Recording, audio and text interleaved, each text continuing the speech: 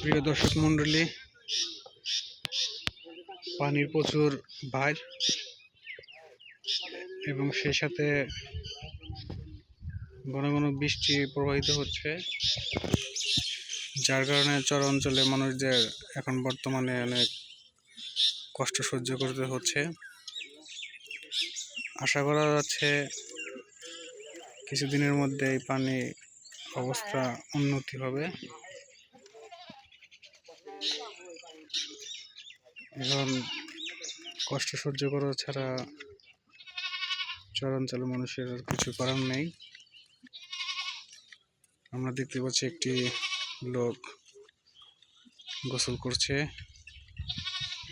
এবং আরেকটি লোক জাল দিয়ে মাছ মারার জন্য অপেক্ষা করতেছে।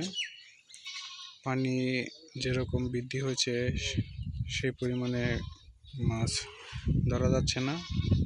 এবছর পানিতে মাছের পরিমাণ কম হয়, জালে মাছ ধরা পড়তেছে না।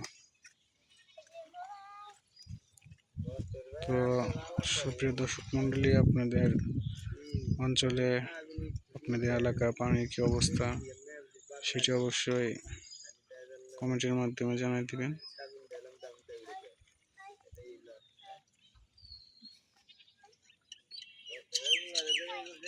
আশা করা যাচ্ছে এবার জালে মাছ আসবে, দেখা যাক মাছ আসে কিনা। লাইভ ভিডিওতে মাছ আসো